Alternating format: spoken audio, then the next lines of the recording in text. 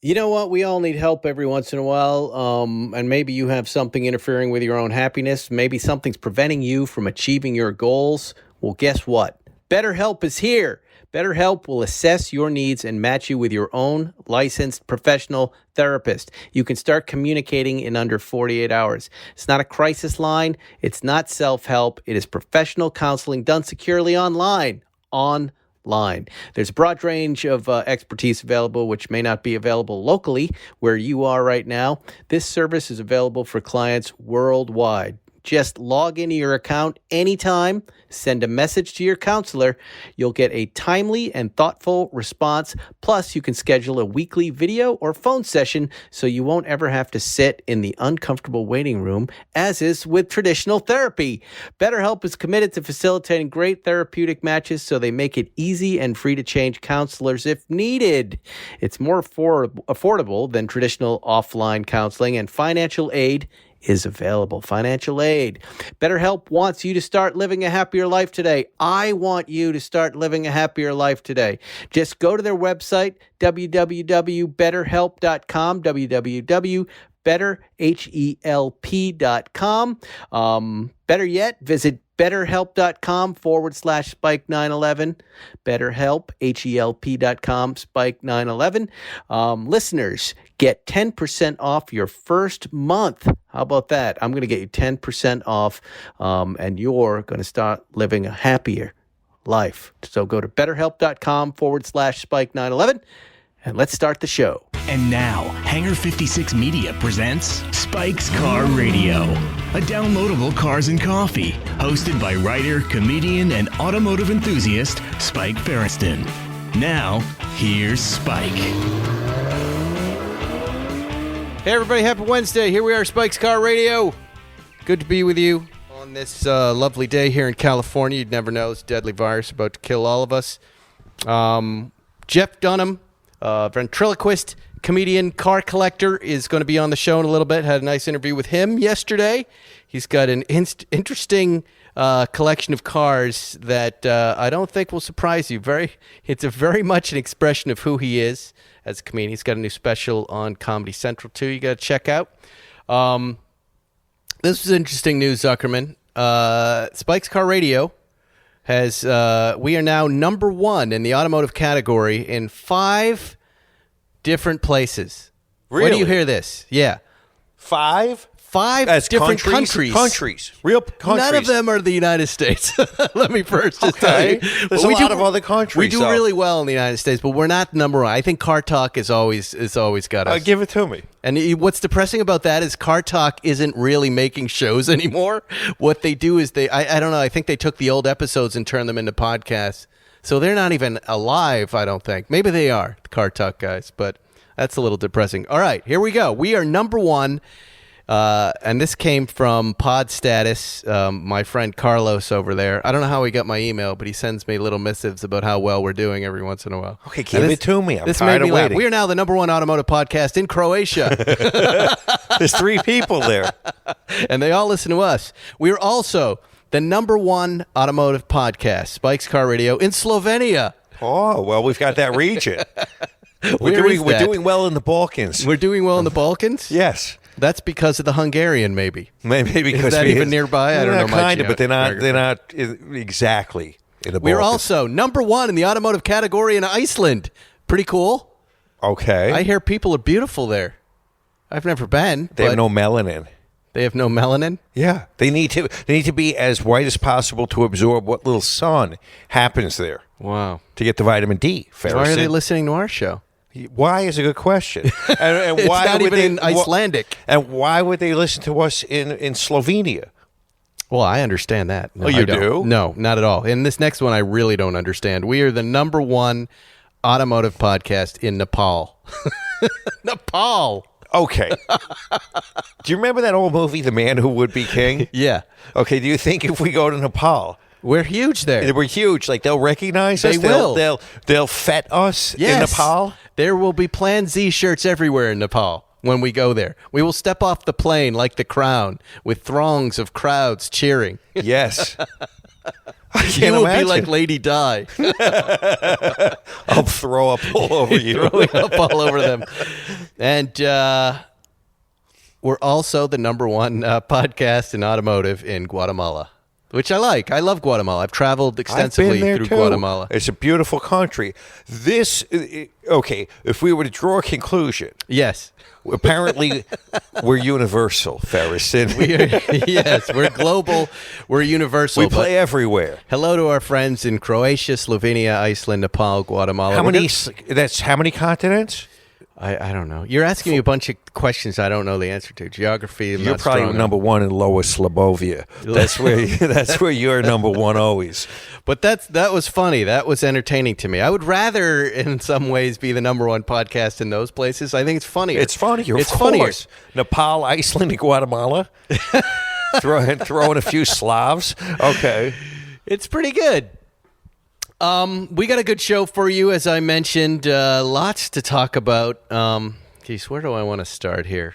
Why don't I start with Cars and Coffee, which you missed on Sunday? Because I have an instinct to survive, Ferris. That's right. You're a Unlike baby. you. Yes, you're afraid, scared little girl. We had, I think, what is going to be the last Malibu Cars and Coffee. We had a bunch of great cars, 300 SL, a Gullwing right next to it, both in this beautiful light green metallic. Leno great showed color. up in something or other. I don't even know what it was. It looked like a Ford Galaxy. I rode the motorcycle out. You know, I had ridden the motorcycle out, the R18, the week before, and I meant to mention this to you guys. What are you doing? Not doing anything. Does the audience know what you rode? Well, first I want to talk about the R18 because, you know, Leno's there every week and we save him a spot. And it's so much fun to have him there. And as you know, encyclopedic knowledge. He's like, hey, Spike, you know that thing? He goes, it's really heavy. And I go, yeah, it's 800 pounds, 900 pounds. He goes, yeah, but it's got a reverse gear. Now, I didn't know this. And he goes, you know, and he was talking about how they never give you manuals with this stuff. I don't want the manuals. I don't want the speech. I never want the manual. I want to learn as I go, but here's a little bit of a hole that he fills in. I go, what are you talking about? And he shows me in the R18, you pop the thing in neutral, okay? Uh-huh. Then you reach down, your left hand down by the ground, and there's a little switch, and then you press the start button, and there's an electric reverse. It's to start a motor. It reverses you out. And so I was then able to pull in front wheel first into my garage and then back up the driveway out to the street. Could you imagine if you could, instead of using the starter motor, just use the motor to go backwards? That's what I thought was going to happen, but it just goes Yeah. and walks you back, not unlike one of those devices that pulls planes. You ever see those remote Right, devices? it's called a tug. Yeah, the tug. Very slowly and very deliberately.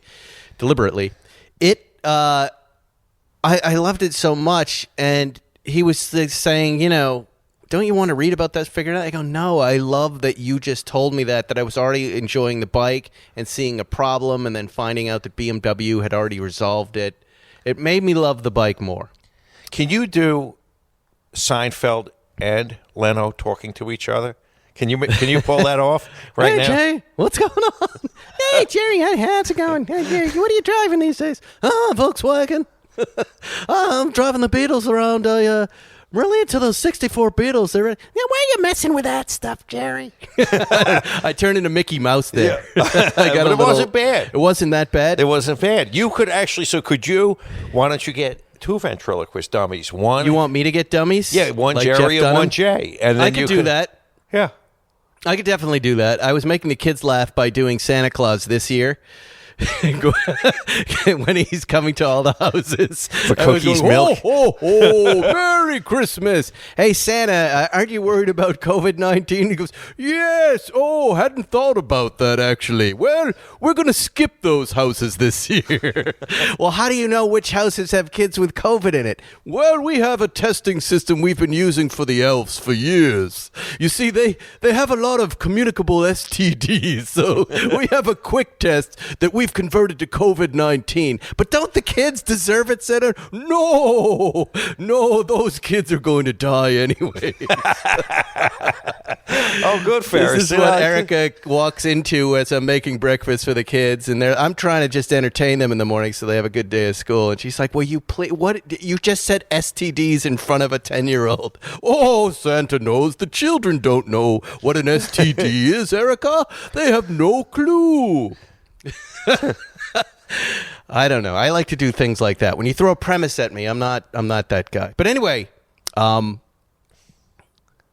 after the show had been going on and we had our full course, we've got virus here like mad. All of a sudden, 5,000, 6,000 new cases, and they're shutting us down again. In fact, by the time you listen to this, we may already be shut down, fully shut down. The police showed up again. Really? And this is what... This time more serious? This is what was so fun about this officer who showed up. One car, we got 500 people there, and everybody's wearing masks, everybody's doing their best. We're just trying to have a good time. But, we also want to be safe. We understand. He goes through his PA, Zuckerman. This is what he says. He goes, "Hey, everybody. We've been asked to shut down this car show. I'm really sorry about that. I know you're just all here to have fun, but the Los Angeles Board of Health and the Sheriff's Department have to ask you to please leave. And again, I'm really sorry. It was so polite and so effective. You remember the last time? It was right. 5-6 cars, cops screaming at us. You're going to get arrested for trespassing, blah, blah, blah. This time, super polite. And guess what happened? People listened? Everybody listened. And everybody started taking off. And there was no panic. And, he just drove back and forth. There were no threats. He just said, "Look, we all have to do our part. We're really sorry about this, but we can't have you congregating. Please get your coffee. And after that, please continue on." Wasn't that nice? That's really nice. And, we all left. And I left too. I thought, well, that was nice. It was 10 o'clock, but I left. So I don't know the status of what's going to happen now, and where we're at and what's going to continue this Sunday. I do know that I will have the McLaren Senna, which is getting dropped off on Friday. I dangled that under Matt Farah's nose, and he was very jealous. He couldn't believe there was one. Jealous. I made him crazy, and I won't be telling him about the Bugatti Chiron that's coming Monday. Bugatti called me up. How many days do you have it? I have it for 3 hours. Oh, you better come here. It was a request. They're bringing a Bugatti racer with me. We're going to get in the Chiron. Why don't you meet him here? We're going to race. Meet him here at the office. Why? Because Why? What am I? What? Why am I going to do that? Because they're right here. Why would I want to meet you? Okay, I want to see. I'm going driving in the car. I'm your co-host, and the Bugatti place is right next door. This is more. James is obsessed with the Bugatti. Oh, so your kid comes first before me. My kid comes first, but we are also going to drive the PCH, and we're going to drive to Bill's and do a quick little interview. Thank you very much. If I have time. No, don't throw me any scraps. I will bring it by. Never mind. But I've got business to do. I've got business, and that took a long time to set up. Speaking of business, our sponsor this week is our old friend TLG Auto. Hit the music, Will. Marco. TLG Auto is an independent Porsche service and restoration shop located in North Hollywood, California. Family owned and operated since 1978, now in its second generation, starring Marco Girassi. Known as air-cooled Porsche specialists, but they also service and maintain Porsche cars up to and including the 992. Interested in building long-term relationships with their clients, personalized service that is tailored to their clients' and cars' needs. And the big one, of course, they arrange transportation of client vehicles to and from their house or storage for TLG to work on. They do everything. Oil changes, brake jobs, system diagnostics, and engine or transmission rebuilds. Go to their website, www.tlgauto.com, tlgauto.com. You can also talk to Marco on Instagram, tlg_auto, at tlg_auto. You just had them do a car, I'm going to give a testimonial. That 73E in sepia brown that I got. He dialed it in, and he did such a great job. The car is off the hook. An E, which I've never driven before. For those of you who don't know, in 1973, the 911 had 3 iterations. The T, which we've all driven, the base model, 160 horsepower. The S, which is the sporty model, and that's 190 horsepower. And then there's this oddball called the E at 165. Like, why would you do that? But it turns out that the E is really a wolf in sheep's clothing. It has MFI, like the S, mechanical fuel injection. This particular car has the S package, so it's got the spoiler and it's got the sway bars. And Marco tuned up the engine and the fuel injection, and I'm going to tell you, Ferriston, it's almost as fast as the RS. Wow. This car is remarkable. I love it. He did such a great job. So to anyone who's listening, Marco's a great guy, does great work. Be honest. Are people saying dog poop brown when they look at that car? In fact, has it happened yet? It's you. But you're not talking to people yet, right? You are locked into a perception of the brown based upon your past experience as a young man when you were insecure and you had that color. And I wasn't insecure. No, I'm saying that's okay, but that's all right. That's all right. Did the outside world, have they said it? I'm curious. No, I was in New York. Now, New York is a more vocal feedback city. I had that car when I lived in New York, and I got constant feedback on it. No one has said that to you. You know what people have said? Yes. Universally, that is beautiful. Do you think they're lying? Why would they? They don't owe me anything. I was at Bill's, and they come up. Do you want to know my theory? What is your theory? That brown became acceptable with the Carrera GT interior. Do you remember the silver Carrera GT That's that like had saying brown became acceptable when guys with gray suits started wearing brown shoes 20 years ago? No, in a car. Do you remember the moment the Carrera GT came in and it had that beautiful, like, rich brown interior? It was called terracotta, my friend. No, that was the brighter orange one. There was a browner version of it, right? That's the moment where we started looking at brown and going, you know, it's kind of okay. And I remember in the 60s, one of the Smothers Brothers Speedsters, right, was root beer brown metallic. Mm-hmm. Bill Cosby used to get his cars in the brown metallic, right? It kind of worked back then. You know, you and Cosby have a lot in common. Yes, and you and Weinstein.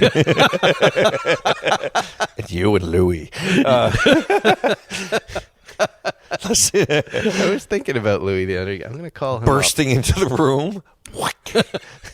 Speaking of chucking off. All right, come on. Please, family show. It's a family show. Did you do your coloring book? What's that? Did you do your coloring book?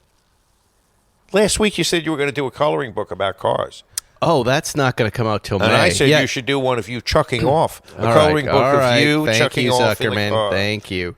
One of my 3 fans commented. Fireball and I are going to do that. We did chat last week. It's going to be my favorite 20 Porsches, but it's months off. It's probably not going to be out till next summer.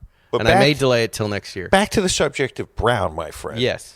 Look, I want to be clear. I like it. I think it's cool. I'm just saying when I drove a brown car, a lot of mostly women made fun of the color. Okay. Well, now in 2020, and it may be your very arcane, reference to the Carrera GT, or it just may be general cycling. It may just be, I don't know what, changing time. But wherever I go in this car, people lose their minds. And it's the same for the Bronzit. They go screaming through the streets. Yes, screaming. And Look! And then they chuck themselves in front of the moving car. And you run them over? In front of a bus, yes. But they love it. They love the brown, and they love the Bronzit on the 635. Yes. I would take the brown before the Bronzit, but I like the Bronzit. Yes. People are very accepting of this color scheme now, Ferriston. Yeah, because there's a richness to them. There's, I don't know. For me, the entry point is that brown Mercedes you have. Yes. That's the one where you go, all right, brown is beautiful, and it's the lighter. It really works in that car. Yeah. My experience in the sepia brown was 1989, 1991, maybe, somewhere in there. That was the height of, let's get a black car, let's get a silver car. Color tastes change. They just change. And remember, it's New York. New York is not a shy fucking city. They look at you, point at you, and go, hey, your hair color. Right, but they like a suit. Oh, look at that black suit. It's sharp. Hey, it's sharp. Oh, you look good in that gray suit. It's sharp. Porsche guy driving the baby poop around. Oh, yeah. Hey. That's New York. There's my New York impression. All right, let's talk about the motorcycle I did ride this week, Zuckerman, which I know you're against. And just like my mommy you send me pictures of people in motorcycle accidents to try to warn me off riding. What happened to that guy you sent me today? What was that deal? He was dead. That was a dead man? That was a dead. You mean the guy laying on the ground, bleeding, not moving, and the series of shots of him? So you sent me a photo of a dead guy. As a warning, yes. As a warning for what? Okay. This is what my mom did to me in the emergency room. Every day she'd come home with a warning. You know, one and episode, I had to live in a bubble. One episode you tell me I'm like your dad, and then the next episode I'm like your mom. But this behavior is my mom's behavior. You're engaging in risky behavior, Ferriston. I don't want to think about the dead guys when I'm riding motorcycles. Don't think about it. What, is that a client of yours? No, How did you get that picture?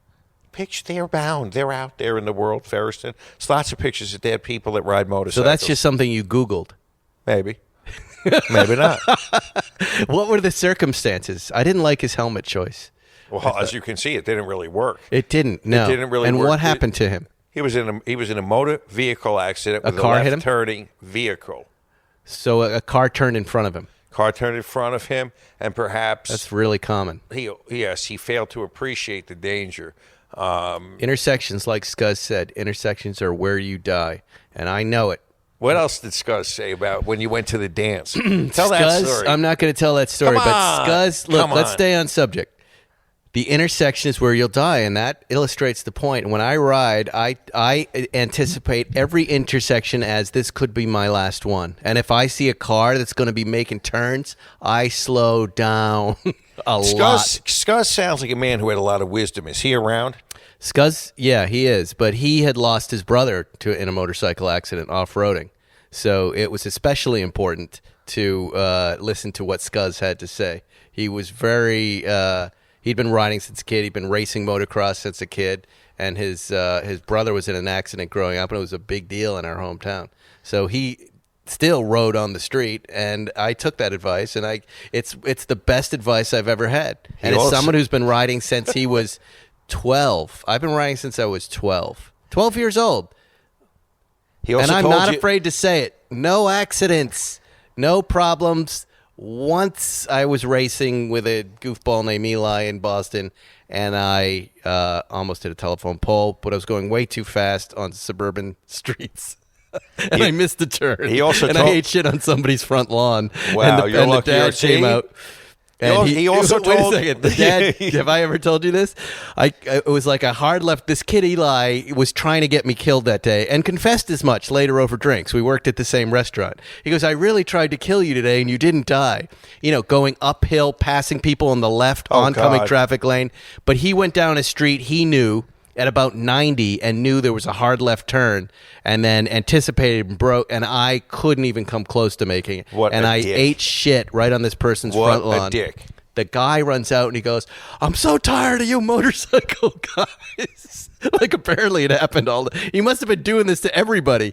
And I went, I'm really sorry. And I picked up the bike. I was embarrassed and then took off. But it was an eye-opening moment for me. Eye-opening moment. Except you're still doing it. Yeah. And this time on the 2020 BMW S1000 RR, Zuckerman, 205 horsepower, 999cc inline-4 engine. This only weighs 205 horsepower. I got on that bike. It couldn't weigh more than a few hundred pounds. 427. Oh, imagine this. A 1973 Carrera RS had 210 horsepower and weighed what? 2,100 pounds? Mm-hmm. Yep. This bike is outrageously fun. It's so different than the R18. I mean, half the weight, twice the horsepower, and it seats a little higher. Weirdly, you've seen that little compact size it has, like my very first motorcycle. But it's hard for an older guy to get on that thing and ride it and not feel a little like an older guy. Like an older guy, but I found out it was mostly because I was just tense. I was tensing up too much. Yes, you were afraid. I was telling you something. I rode it out to Malibu, and Jay knew the bike, and he said I have one, and he rides it all the time. And once I started hearing that he was riding it, because he's like 86, I thought, well, damn, if Jay can ride it, then I can ride it. And I had one of the most beautiful rides back in the sun. Yes, you're going really fast, Zuckerman, and it's just as fast as you can think. But boy, is it! You know what I did? I went back and did the canyons. So I did a run. I did 2 runs out there. Then I went out to the canyons and blasted around to see what I could do in the canyons. Wow. Didn't push too hard. I know my limitations, but it was 72 degrees, sunny, and empty roads. You know, think about that. Perfect. Right now, Really with this perfect. mess of a world we live in, and the bike just, you know, it's. I don't know. I came from a time before these heated grips, so I had the heated grips on, but no gloves, and the bike's warm, and you're just flying down Canaan Dune with no traffic. You know, it's other doom. world. It's so, you know, I've said it before. Sometimes I feel like I'm more of a motorcycle guy than a car guy, and I was feeling it again in this bike. This bike, let me tell you some stats about it. Ducati Panigale V4's competitor, Yamaha YZF R1, Aprilia Tuono. Everybody's telling me to drive Aprilia.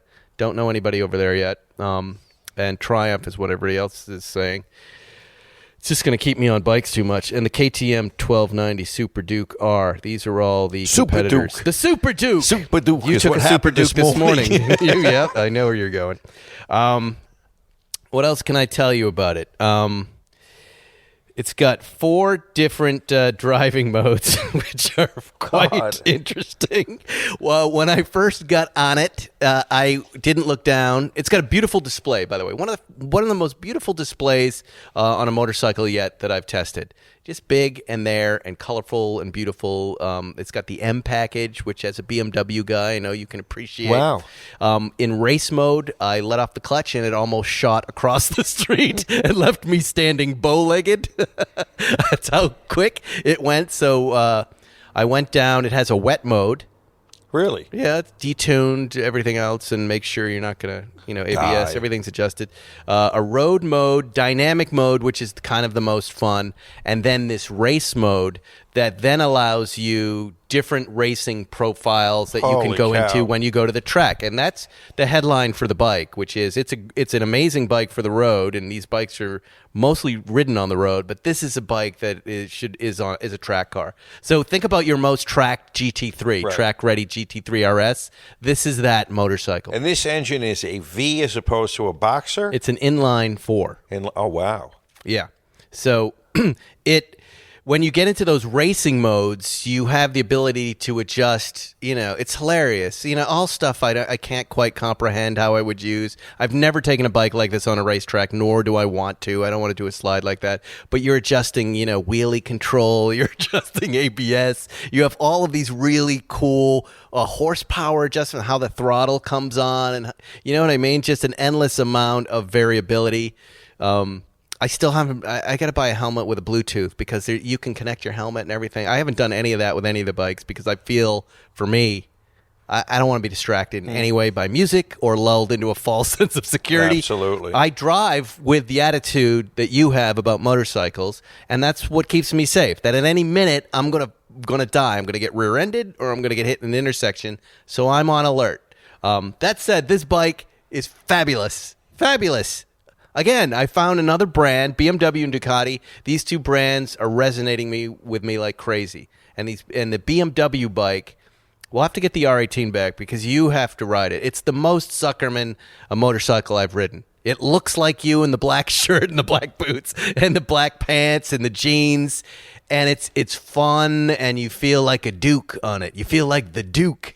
The Dookie. It's good. It's nice. And it's, you'll feel, when you ride it, you'll feel the German engineering in it, which I appreciate in all of this stuff. But this BMW, God, this bike is outrageous. I don't know who's buying it, the BMW S1000 RR. I'd imagine racing schools. What's the price point, do you know? They're about 20 and they go up a little higher when you start adding the different packages to it. But it's a showstopper. People at the show are flipping out over it. You get waves in the neighborhood. It's funny, and again, take this with a grain of salt. I haven't been testing that many bikes, but this is the most waved at bike. That bullshit these other riders do when you're coming the PCH the other way, like, hey, hi. There was too much of that. Do you wave back or you're a dick? I don't want to take my hands off, but I give a little sometimes, like, hey, what's going on? I always interpret that as, hey, we all might die today, so I'm just going to wave to feel better, so I'm not so afraid, right? I don't know that we need to see the waves anymore. I couldn't also control my speed. I was moving pretty quick. Here's something I left out.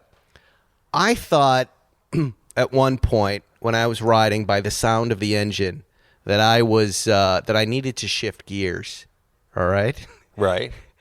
It was just the thing was racing, right? And I looked down, I'm doing about 78, 80, and I'm at 6,000 RPMs. Do you know where this fucker tops out? 9,000. 14.5. Come on.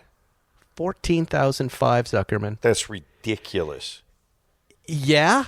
You don't ever have to get out of second gear. And I was, and again, back to Leno, chatting with him about it. I go, have you seen this? He goes, yeah. He goes, good luck getting it to redline. And he was right. You get up to 85 or 9, you go. You're moving. It's not even the moving, it's the sound. You're like, oh, I can't push this thing any harder. And you're still not close. You're still not close.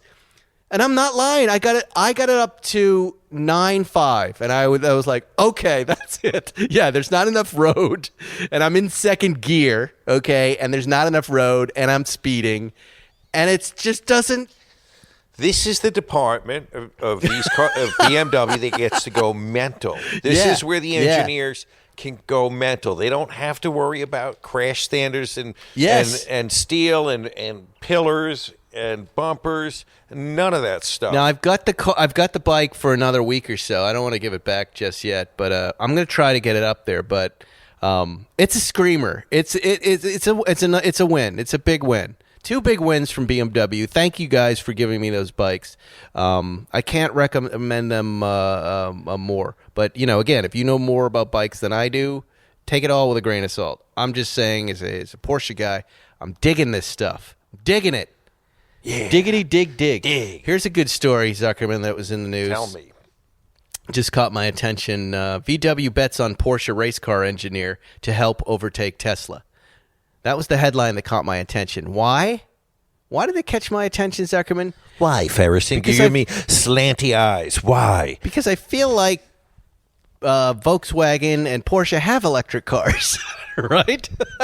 Right. But it also reminded me of a kind of Ford versus Ferrari story developing over at the Volkswagen Group. And let me read you the paragraph here. You keep itching your nuts. What's going on? I don't know. Do you have an issue? I don't know. Do we need to get you examined? No, I think that I can't really say what's going on down there. That's why I was examining.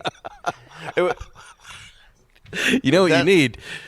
I need some Blue Chew? No, so Manscaping ball spray and cleaner. They're our sponsor. That must be it. I've got an itch. Ball wipes. You need ball wipes.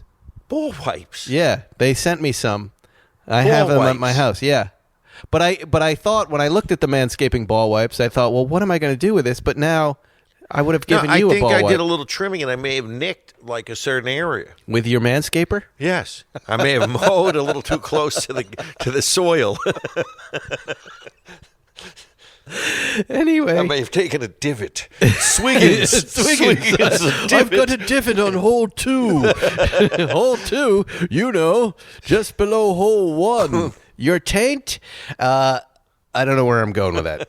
Anyway, Alex, listen to this. This is Ford versus Ferrari in the making. Alexander Hitzinger. Oh, hello. Jawohl.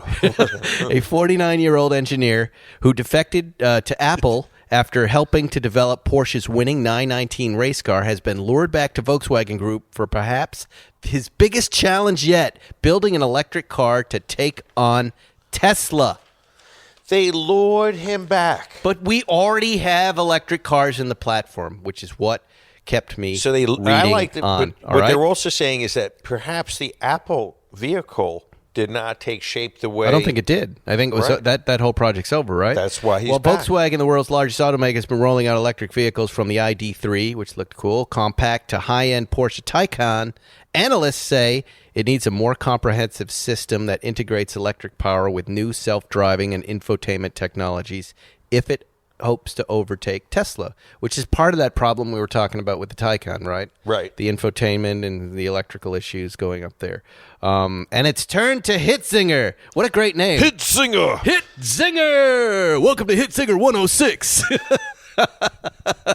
Not Hitlerzinger. Hitzinger. Hitler. As I give a little mustache with my finger. Hitlerzinger. No. He has an ability to conceptualize clean design. I don't know. The whole thing I just found pretty fascinating. Now, look. Hitzinger now heads up Volkswagen's Project Artemis. I like when they come up with these cool names. Project Artemis. We will be invading the Soviet Union at 0100 hours. Project Artemis. I like. Usually they keep these things quiet, but I like that they were putting this out. This could all be part of just making Hitzinger. This might be part of his package, that they were going to have a big publicity thing and that they were really going to puff him up and stroke him. But what I'm saying is, when a company like the Manhattan Project has a name for their project, they usually don't say what it is in a press release. It's a secret. Right. They don't, because it defeats the purpose of renaming it. Just say we're doing what we're doing. You don't call it Project Artemis. Project Artemis. Named after the ancient Greek goddess of hunting. Thoughts. With the aim of chasing down electric car pioneer Tesla. I'll just read one more quote of what he says. At Porsche, I always thought of a vehicle as a comprehensive system. This is a very important point. It is what Tesla does well, he explained in the video interview. Project Artemis. These German designers always have such a they have a way of just draining the excitement out of any statement they make, despite how great the project is. Well, look, this is what makes Volkswagen Group and Porsche so great is, look, there have been some whispers about the issues with the Taycan going on, and they throw a lot of money at it, and they're going to make this right. Why they didn't do Project Artemis first, I don't know. It seems like, if I remember correctly, they were about, we're going to do it our way, right? But score one for Elon Musk here. Now they're going, there's a lot that this guy got right, obviously, and maybe we should do it a little more like him. Your thoughts? I'm just caught up in the whole Project Artemis. And I'm wondering, what does Elon think? Is he thinking, I'm going to have Project whatever? I don't know. It's just weird, Ferriston. What's that? The Project Artemis. Who came up with that? Is that a motivational thing on the part? They're going to make this guy Hitzinger feel even better. They lured him back. You're going to be listen how cool all of it sounds. Hitzinger and Project Artemis. I am going to predict right now it's going to be a massive success. Massive. What they're really saying is we're going to knock off the Tesla. Isn't that the whole point of everything they were doing to begin with? Yes, and that's okay. In any creative endeavor, we take inspiration for what's already there, and we put a little of our own in it. That's the way it works. Do you think Elon's afraid? Do you think that Artemis the Hunter is going to come and get him? Have you seen that Tesla stock? He's quaking down in his burrowing hole somewhere. Have you seen that Tesla stock? Yes, I don't think he gives a fuck. Yeah. I don't think he cares. I think he says, right on, have at it. Well, we're going to need a lot of electric cars.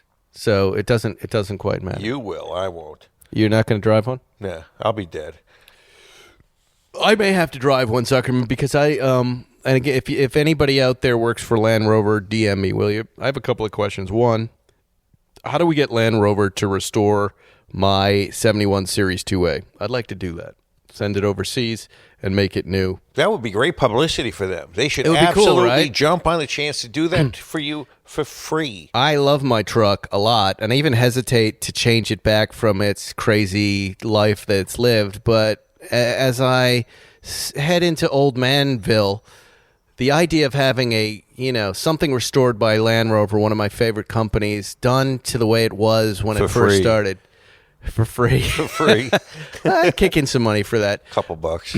But I was on a walk this morning, Zuckerman, and I saw such a beautiful old series. It was a 63 Series 1, I believe. British, it was kind of more British than the Crown, more British than... Die puking. Yes, more British than her puking. And... but it was, it had originality and preservation, and mine doesn't. The galvanized steel on the sides and everything else, and the white wheel. I want to go back to the way it was and get an engine that really feels good, because I know it's going to happen to me. I'm about to hit 100,000 miles, and it's going to just drop dead, that thing. And then it's the captain's hat. But that's one thing. So get back to me on the classic department at Land Rover. Second, as you know, I have a Defender on order. Right, that I was very excited about. That Dean told me it's coming end of October, beginning of November. Here we are now, There is no Land Rover, and I am understandable. It's understandable that the pandemic and everything else has slowed things down. Now, Ian is our car salesman friend who continues to disappoint. Yeah, he disappoints us. We love him, but don't disappoint us. Right. Dean. He sold our GT2 RS. And where's the money? We don't have the money. Weeks. We're dealing with that. Okay. Yeah, they get the car. The customer is the car. How long ago? Well, how long ago? A month ago. A month ago. And somehow we don't have the money. We don't have the money. And Dean says that they didn't get paid yet. How's that possible? How do they give our car to some other guy without getting paid? Yes. Still, he's not as disreputable as Zagato, and we'll get into that yes. a little later on. Those thieves. Or as they say in Italian, ladroni. Ladroni. Ladroni. Yeah. Plural. We have to talk about what we're going to do about that, by the way. Anyway, what I was going to say is I just found out that the car will be coming hopefully at the end of December, but they've run out of the Explorer packs, which is the only thing I wanted. All the stuff. The roof rack and the air intake and the ladder and all of the ladder. I think they have ladders. They just don't have the Explorer pack. So anyway, this same guy who's helping us at Land Rover, would you make sure that my car gets an Explorer pack? Can I be that one car that doesn't have to wait until whenever, the spring or the summer? What they plan to do, I was told, this may not be true, but I was told you get the car and then later you bring it to the dealer and they put...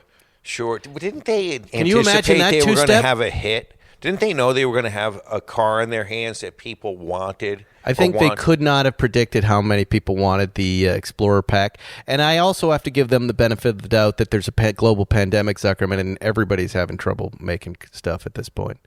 But one Explorer pack is not much to ask, and a free restoration of my Series 2. Free. Free.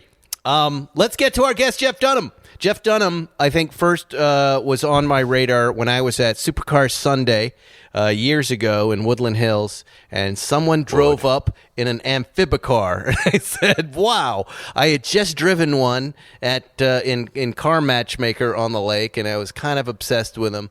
And lo and behold, it was Jeff Dunham. Jeff Dunham is, if you're in comedy like me, you know him as the guy, the ventriloquist, the guy who works family-friendly ventriloquist comedy, which I respect. He's a lot like Leno. He includes everybody. He's got a new special that's on Comedy Central. There's no politics in it. It's just family fun. You can sit the kids down and have an hour or two of comedy. He wrote this thing, Zuckerman, and recorded it in Malibu. He just said the idea came together. He put together a writer's room. There was some Casamigos Ranch, I think he said. Calamigos, okay. And he, socially distanced everybody. It was outdoors when it was still warm, and recorded it over a couple of nights and got it done. Impressive. Very. Very impressive guy. I had not met him, but, I love his love when you can't see it, but where he's sitting. We're doing a Zoom. I'm in my office. He's in his. He's got bookshelves behind him with robots and little Batmen and all tchotchke toys. That kind of guy. Yeah, that remind you of when you were 12 years old. That moment when you hear that Adam West is doing a Batman show and you lose your mind as a kid. He's still living in that moment. In fact, he owns 2.5 Batmobiles. He did a Plan Z on a Batmobile? Nope. I'll get to that in this interview. Here's my interview with Jeff Dunham. I was excited to hear you wanted to come on here. I've been a fan for a while. I have followed your car buying and your car collection. You're really the perfect guest for Spike's Car Radio because you're that Leno, you're that Seinfeld, you're that Adam Carolla guy who has one foot in the entertainment world and one foot in the car world, firmly planted.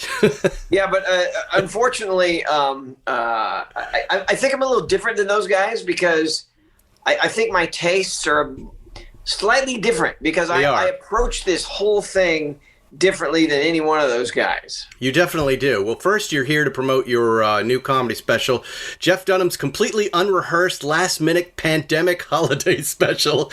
It's on Comedy Central right now, right? We can watch it on demand there? the premiere was a few days ago, and now they've gone through the encores, and I guess they're waiting for the ratings to see how many times or when they're going to repeat it, if they're going to repeat it.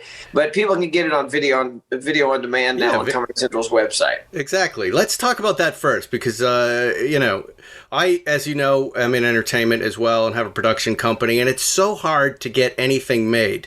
As the title kind of explains here, this was a last-minute pandemic holiday special. How did you pull this off? Well, I was sitting around, for a month like everybody, and what finally got me off the couch is I'm sitting there, wanting something to do, and I had nowhere to go. I go from, these arena shows of 10,000 people to now suddenly 0, and I had never taken off any time in all these years of performing. We've been doing the arenas now for 11 or 12 years. And I never took more than a couple of weeks off. I took 1 month off one time when Audrey and I got married 7-8 years ago. And that was it. And also I figured out that I don't think I'd gone more than 2 weeks since the 5th grade without performing. So this was this blindsided me like I couldn't believe. But did you feel like most of us, I don't know who this girl is, but she wrote something so funny on Twitter. 2 months into the pandemic, she said, when this whole thing's over, I'm finally going to write that great novel. And it really made me laugh, and it really kind of touched a chord with me. Like, I was not using this time for something productive. I am now. I'm writing a film, but it took me 5 months of just laying around to actually get motivated to do something. Were you like that, or right away did you get to work on this? I was getting stuff done because I have a YouTube channel and we do really well, and I was making enough money to keep the lights on and keep it interesting. So for YouTube and Facebook and all that. But there's enough money in YouTube. I thought YouTube took all the money. Yeah, exactly.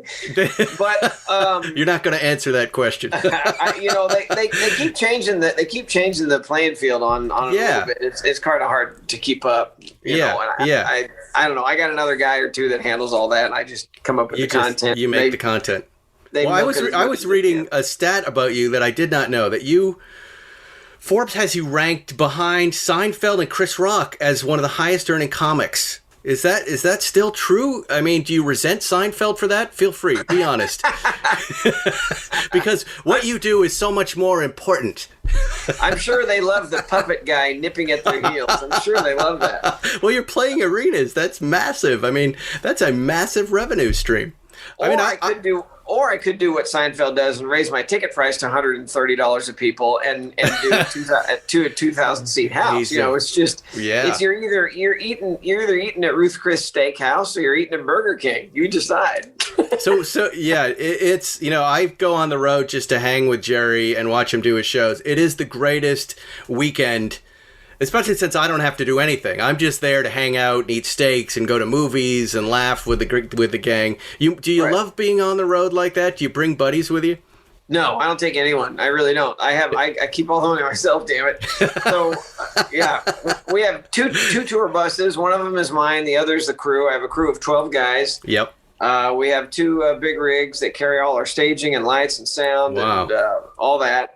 And then we have a merchandise truck. So, it's a small little rock and roll show. And I love it. And I really don't hang. And the reason I don't hang is because I can't. With my show being 2 hours and it's me constantly talking and doing voices, I have to treat it like a professional singer, and that I have to do complete vocal rest. And so I'll go 21 hours without saying a word to a soul. I don't talk on the phone. I don't see anybody. I literally sit on my tour bus for I'll do a show, get on the tour bus, and we'll drive to the next one. I stay there until I come out the door to set up for the next show in whatever city we're in. So I don't see the cities. I don't see people. I don't do anything. And that's all because of the voice. So wait, so let me ask you this then. Is it that hard to do these voices? Is it? No, but it's just like if you were doing, literally doing not push-ups, not that hard, but if you were doing some physical motion for 2.5 hours, 2 to 2.5 hours a day, you'd have to stop doing that physical motion, because the voice isn't exactly a muscle, but it's kind of like it, but it has to rest just like a muscle to reinvigorate, to redevelop. And if you don't let it rest, I'll because I do 5 shows in a row twice a month. So I'll do 10 shows a month. And so that's 5 nights in a row of talking for 2 hours, and that's a little taxing. And which is, like the high note on a song. Well, what character is the hardest for you to do? What is the one where you worry my voice might break? Well, I used to worry about Ahmed because he screams a lot and it's a rough voice. But there singers, like rock and roll singers that scream. Really scream. It sounds like they're tearing up their voice. If they've had enough vocal coaching and they know what they're doing, you can scream like that. Actually, there's a technique to screaming like that and not ruining your voice. So I've kind of figured that out. So that used to be the one, but it's any new voice that I haven't really practiced and developed that gets to me. But I don't, I've gotten used to it by now. Do you do other impressions of just, other notable people that aren't actually characters from your show? I don't do impressions. I don't do impressions at all. No, that's funny. Yeah. I just create characters. Yep. But I won't have you never tried an impression of anybody. You never went, all right, let me try Jimmy Stewart. Now the dummies, like Peanut will do impression of other cartoon characters. Like he does a pretty good, it's all Frank Oz and Jim Henson voices. So he can do a pretty good Gonzo. He can do a pretty good Fozzie the Bear or Miss Piggy or Yoda. I seem to be in a similar range as Frank Oz, so I can do most of his voices, and those are all his: Miss Piggy, Yoda, Grover, those kind of things. Got it. All right, well, let's get back to this special, completely unrehearsed, last-minute pandemic holiday special that you guys can watch on demand, Comedy Central. Just tell me how you did this. How did you pull it off? Yeah, I assume you can get your writers together and you can, like via Zoom, maybe. Well, you say my writers. I don't have my writers. So, but let me tell you what happened, though. So I'm sitting at home. I'm sitting at home with my twin boys. They're 5 years old, and my wife. And this is when I knew I had to go do something. And we're sitting at the table. It's been months since I've done a show. I pulled out a chip clip, and I started making it talk for the boys, and they were on the floor howling with laughter. They thought I was a comedic genius. I'm like, I got to get out of here and do something. So I looked at other comics doing specials, and I thought, I think I can do this and maybe do it a little better. So I did call 6 writers. I won't call them my writers. I would say they were, some really good writers, some that I'd used before and others that were brand new to me. And I said, here are the subjects. We're going to leave politics out. I don't want to talk about politics. If you're not sick of politics right now, there's something wrong with you. And plus, I wanted this to be for as many people as possible, and I didn't want to polarize the show. So no politics. I wanted to be more family friendly than any show I've ever done, because I watched on TV, and what was killing it in the ratings? It was like Disney sing-alongs. So I realized there's families sitting at home wanting something to do. So I wanted it palatable for just about everybody. So I said, make jokes that are PG, easy PG. And so they did. They didn't talk to each other. They didn't compare notes. I said, here's the subject matter. They wrote a bunch of jokes on the subjects. Then I sat around in my office for 2.5 weeks, cobbling all this stuff together, rewriting the jokes to make them fit whichever character I thought they went best with and the subject matter. And again, it's been a little over 2 months since I even thought this thing up, and it premiered, 3 days ago. So as of taping right now. And what was crazy was I didn't try a joke out on anybody. I didn't try them out on my wife. I didn't tell them to my buddies, nobody. So the first time I utter any of those jokes out loud to any human being on the planet, it was when I do them live on stage that night, which is kind of nuts. And if if you know comedians that well, Spike, that's kind of nuts. You don't do it. Yeah. You want to be up, 3 or 4 times at least trying these things in front of real people. At least. Yeah, it's my 10th special, and the other 9, I would spend at least a year doing 120 shows perfecting this stuff. Now, how did you bring an audience in? How did you handle that piece of this? Oh, yeah, we went out to Malibu up in the canyons there at Calamigos Ranch, and they have a beautiful facility there, outdoors. They have a restaurant there. It's just great, but we're outdoors, and they set it up. I designed the set or described it to my set designer, a set designer I've used many, many times, and he's awesome. His name's Bruce Ryan, and he put it on paper. They built the set very quickly. and beautiful job. And again, it was outside. We put it on my social media. First 100 people to sign up, boom, you're in. A waiting list of thousands after that. And we shot twice. It was actually 200 people. We shot 2 different nights. Wow. And all socially distanced, sitting around at cocktail tables, no more than 4 to a table. Everybody had on a mask. So we did it correctly, and nobody got sick. I thought it was funny. Comedy Central didn't want to announce the special until 2 weeks after we taped it because they wanted to make sure we weren't some kind of super spreader event. Well, you laugh, and I get it. No, that's smart. Then I thought, well, what if we were a super spreader event? What if a bunch of people did get sick? What are they going to do? Like can the special? So, how would they know? I mean, I don't know how they would trace it back to your thing. I mean, I guess... it would get out. If 30 people from the special or 20 people from the special came down with something, it would get out. It'd come back to it. Yeah, I guess. I mean, I always brace. We have a little Cars and Coffee that's not so little on Sundays at the Malibu Country Mart, and every week I worry that there's going to be some sort of super spreader event. Yeah, my wife and kids and I went there, I guess it was just before the pandemic. It was the only time I'd ever been there. It was couldn't believe how many people were there. Yeah, no, it's so fun, and we're working on getting everybody to wear the mask. Most people do now, but I think now that they've tightened things up, the police are gonna keep pushing us away and sweeping us out. Well, let's talk cars for a minute, because I think the first time I came across you in a car, where I even knew you were a collector, was maybe at Supercar Sunday in the Valley, right. And you were in an amphibious vehicle. Do you have an amphibious car? Yeah, the Amphicar. Yeah, the Amphicar, which I've driven before. I drove that on Car Matchmaker, and I absolutely loved. And I think it was right around the time. It's like, oh, who's that? And it's like, oh, that's just Jeff Dunham. He's got one. I'm like, wow. Yeah. What made you buy that car? Because I'm guessing... the listeners can't see you right now, but you're sitting at a desk, and behind you, there are all sorts of figurines, ventriloquist dummy, a Batman, a Frankenstein, a robot. There's lots of toys. Right. Your collection, to me, is like a bunch of toys, right? And but you got to say, go ahead. Everybody, there's car guys that make fun of me, and they'll mention the Pacer and the Pinto cruising wagon, and then they don't really look closely at the collection. Yeah. And I have some amazing cars. I mean, the fact that I got on the list and was able to, to get some of these things is amazing. The Ford GT, the latest Ford GT, is to me one of the highlights of the collection. And I had a custom purple made, one of one. Now, why did you choose purple? Because it's just been kind of it's been my favorite color since I was a kid, but also Peanut, one of my main characters is purple.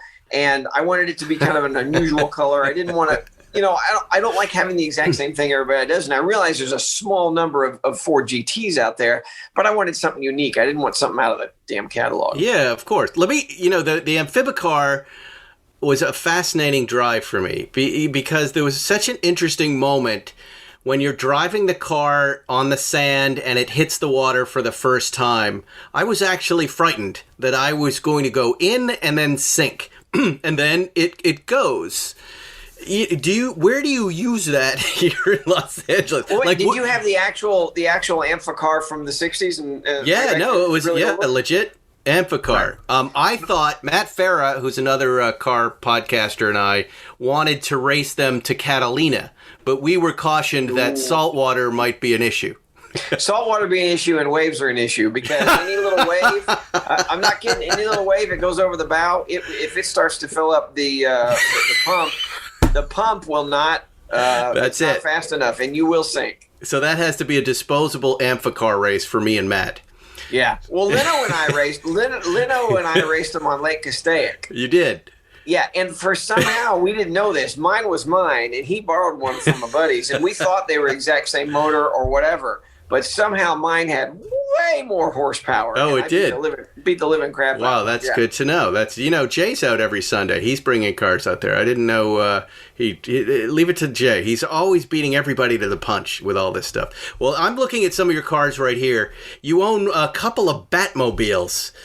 Here. Yeah, and actually kind of 2.5. So the first one is the 66, and that is a really nice replica of the Adam West Batmobile. It's actually on display right now at the Peterson. I've seen it. Who made that?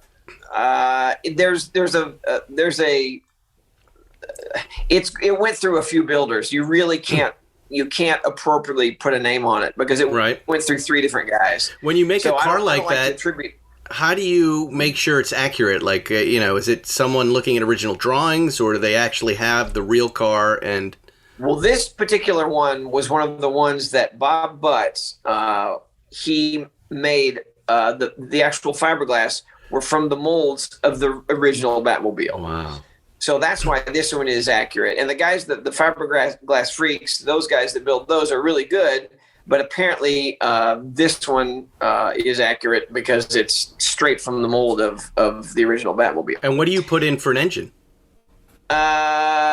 You know what? This thing was made before I built it, and it's just a crate motor. I can't remember. I honestly don't remember what it is. Now, ask me about the Keaton Batmobile, and that one I'll tell you everything. I'm looking at but that this one right I bought now. I bought this from a guy who went through the pains of having it built, and I'm not kidding because it went through 3 different guys. It was a nightmare, and but all the gizmos work on it. It has everything. Wow. It shoots fire out the back.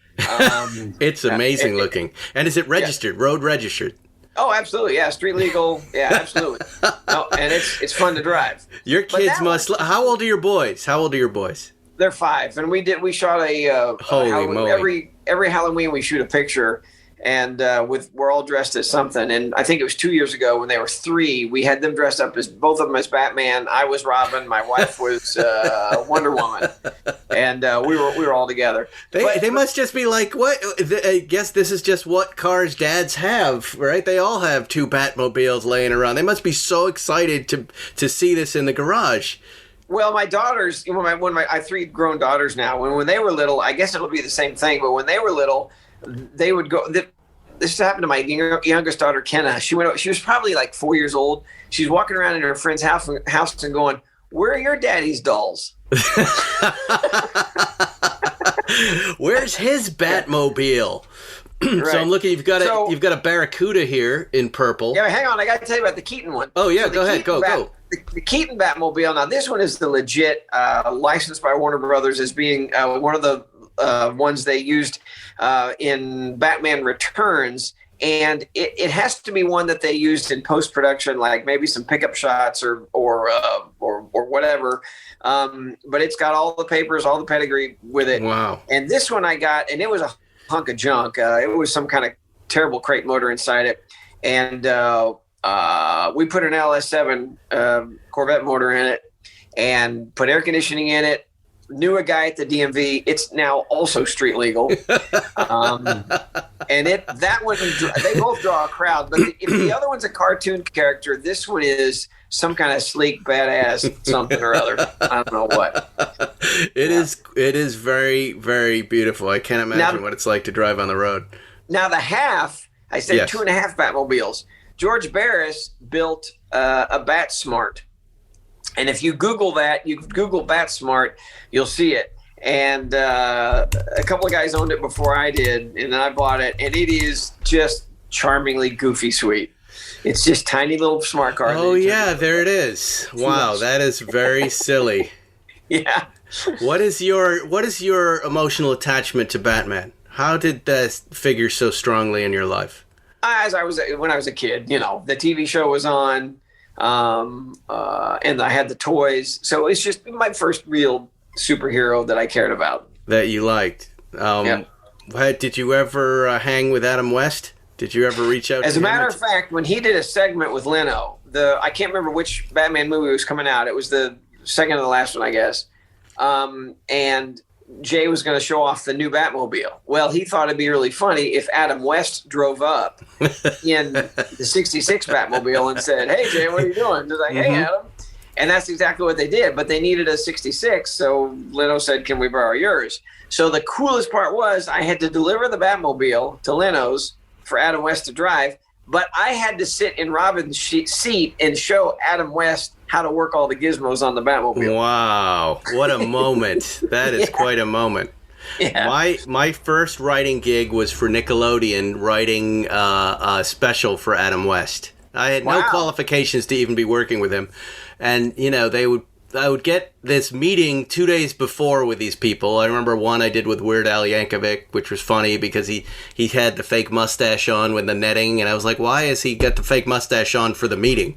This isn't the gig. Really? Yeah, it was really fun. And he was like, write whatever you want, I'll do it. And I was like, God, that's amazing, thank you. And I wrote some really weird stuff. Adam, we sat at this little lunch table, like a little 50s lunch table on one of these Nickelodeon nostalgia sets. And he was really upset. And I go, hi, nice to meet you. I'm Spike First. I'm going to write this. He's like, great. And I was like, hey, so what do you think of the new Batman movie coming out with George Clooney? It was with the one with your car, I guess. And he was upset. He couldn't understand why the producers hadn't asked him to be in it. Right? And it was a kind of a sad moment, like that he couldn't understand why this new movie with George Clooney was just going to be different in tone. But I kind of understood. It's like, it would have been nice to put him in a part somewhere, an Easter egg with Adam West, because he's such a cool guy and he impacted so much of us. And at the time, when you said the words Batman, you thought Adam West, right? Sure. You didn't know where this Clooney thing was going to go. Yeah. Well, you mean Keaton, I think. Yeah, maybe. Is that the year? Michael Keaton? Yeah, because Michael Keaton was the real second one. Yeah. And when his movies were coming out, everybody was like, Michael Keaton is Batman. That's going to be what horrible. Batman would be 1986? Is that Keaton? Say again? 1986 Batman is what? 89. 89? Yeah, Batman. Just called Batman.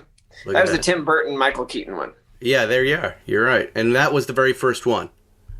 The first, Batman. yeah. Of course, there were other Batman. Yeah, and everybody thought Michael Keaton, that's never going to work, and he killed it. He was such right. And that for that generation, he is the Batman. Yes. Who is your favorite Batman? Oh, I don't know, because everything was so different. I mean, that was. I'm just saying now. You have to pick one Batman that you loved. Oh man. I think it's got to be Keaton, just because I was so impressionable at that time. It was the late 80s, early 90s. Wow. And that, in Tim Burton, it was just such it was more dystopian, not nearly what it was when they got to Christian Bale. I don't know. I love the Tumbler too. Holy moly! Christian Bale's my favorite. All right, I want to talk about what people frequently call a tank, including myself, but is not the Ferret Scout, which is one of the cooler things in your collection. What do you use this thing for? Nothing. But my boys keep yelling at me to bring. They keep yelling at me to bring it home. And the Ferret Scout car. If anybody doesn't know, it's not. It looks like a tank, but it's not a tank because it doesn't have treads. It has tires. Yes. And the guy I bought this from, somehow involved with law enforcement, was also able to get it street legal. Mm-hmm. And this is the only time, there's so many times I've been to Leno's and see one of his cars and go, I want one like that. But this is the only time that he saw one of mine and went, I want one like that. Yeah. So Leno actually he used mine on an episode, and then he went out and bought one. And he got a really nice one. Mine is a little more of a survivor, I guess you'd call it. He also has a .50 caliber machine gun with real bullets attached to it. Well, it has. Mine has that in there, but if you look very, very closely, you'll see that there's not really a .50 caliber machine gun there. It's kind of fake, and there's nothing in the bullets. Now, what about some of these other George Barris cars that you have? I'm looking here at the Calico Surfer. Yeah, the Calico Surfer is amazing. That, George would sometimes hit it out of the park, and sometimes, George, what are you thinking? The toilet car, probably not one that we want, or the bathtub car, no, not one you want. But when you make the Calico Surfer, I mean, that thing is amazing. And I guess it was custom built by the guy who started Surf Magazine in the 60s. And, and Barris was, I call him the P.T. Barnum of cars. He was, such publicity. The descriptions of his cars were amazing. But then once you start getting inside of them, it's like, okay, this is a prop. You know what I mean? Yeah. And the Calico Surfer was the same way. But the guys over at Galpin, at Galpin Auto Sports, I gave it to them, and they went through the thing and really made it awesome. That's, it's interesting because, I'm looking at a picture of it and I can only imagine what's going on inside, and no seat belts and suspension and everything else. Do you do that punch list, or does the Galpin guy go, all right, I know what I'm doing with Barris Calico Surfers? Oh, no, it's very much a collaboration. And again, that was the first thing. Now I have guys, I got a couple of guys that do all the work. Right. But that was before them. But what are the things that you do? But that's the question. What are the things that you do to these contraptions? Well, the Galpin Auto Sports, when they worked on it, I bought this thing, and it had been through a few owners, and they had taken it and just done some horrible, horrible things to it. Meaning like replace the upholstery. And I said, nope, and George and his family were nice enough to open the files to me. And we got all the original photographs, the publicity shots of it. And I said, take it back to this.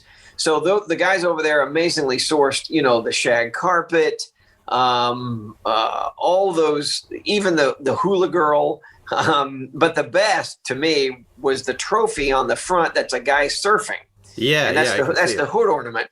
But what was amazing about that was they were actually able to go and find a surfer trophy from the 60s, and it's from the 60s because the guy's bathing suit is so short. But just went back, and actually the paint stayed the same. They didn't have to paint anything, but it was mainly the upholstery and just all those pinnings inside. The lamps on the side, which are they're literally yard lamps, or lamps that would go on the front porch on either side of a door that George got from the hardware store, and they were the side mirror lights. Crazy stuff. I was looking at this Bradley GT you have, which is a kit car, right? Isn't that the car I would see in comic book magazines that you could build yourself? Absolutely, and it was Bradley GT was the most successful kit car in history. In the 70s, the kit cars were big, and they sold 6,000 units. How many of those got built? Probably a small percentage of finished building. But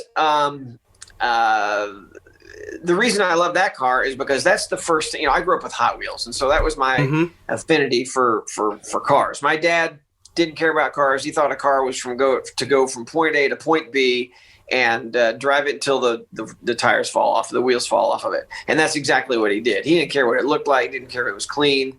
None of that.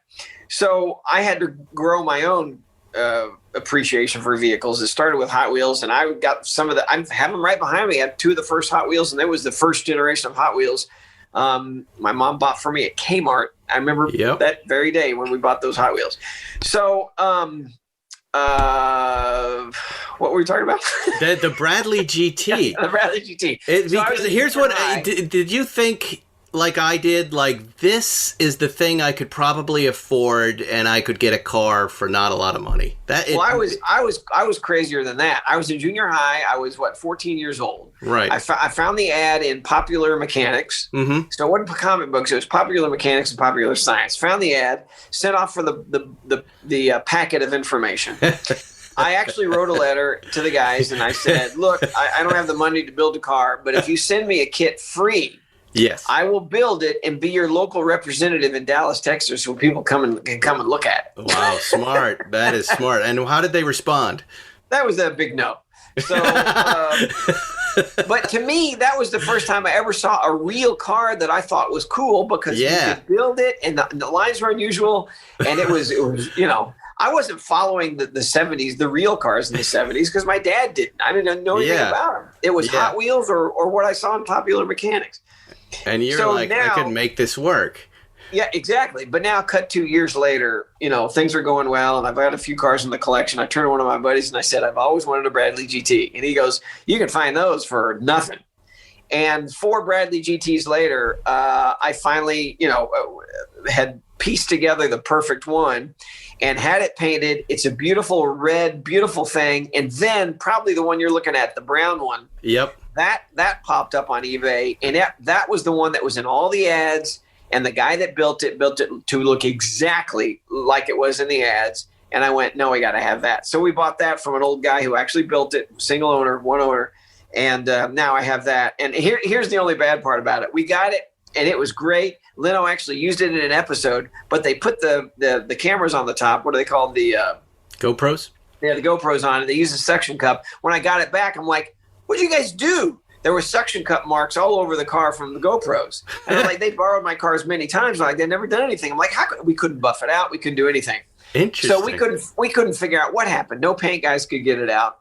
So I'm at the gas station. I'm putting gas in the Bradley, and I spilled a little gas on it, and it melted. The clear coat melted. What had happened was this old guy, before he sold it, had gone through with literally some Michael's clear art spray paint and had sprayed the whole thing in rattle can clear. And so when I spilled gasoline on it, it melted it. So now I'm like, this car is covered poorly in some crap. It's rattle can clear. And now what I have to do is I have to find somebody, I'm not going to do it, to strip the whole thing and re-clear it. Because what it is it's a gel coat finish. And it's that beautiful, horrible, heavy metal flake in the gel coat. You can't duplicate that in paint. You cannot. Yeah. Yes. So I have to keep that finish. Have to. Wow. Well, you've definitely revealed yourself as nuts as all of us, Jeff Dunham.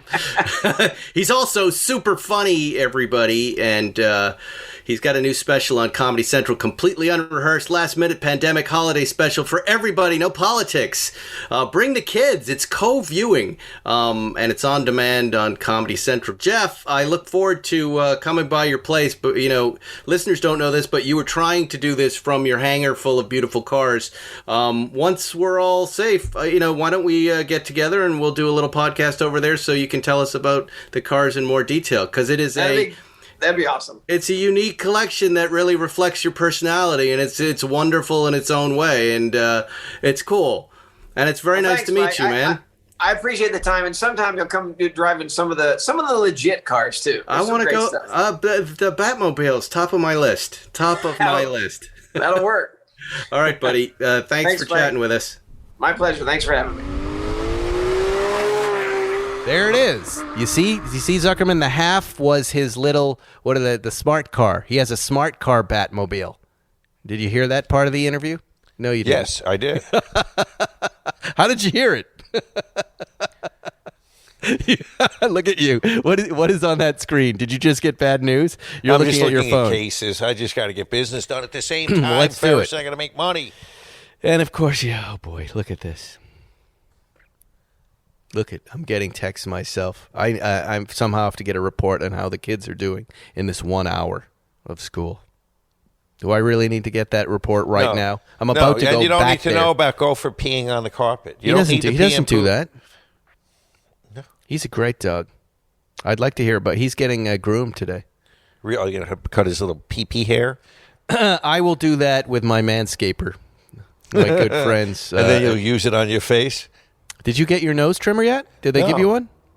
Ferris hooked me up. I'll make sure you get it. It's good. It's really good. It's a solid one. I really like those guys.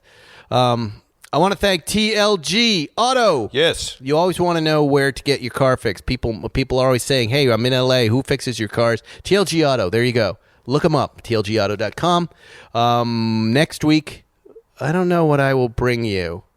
I think I most likely will be bringing you the Bugatti Chiron drive. Let's do that one next week, Zuckerman. Oh, yeah, that's a good one. As we're rolling, and if I can, I will try to roll it over here if he allows. Okay, please. And if not, at the very least, you could walk across the street when they bring it back, and how about I have them just show it to you there and drive me around the block? Yeah, we can do that. Okay, that'll work. Let you drive it.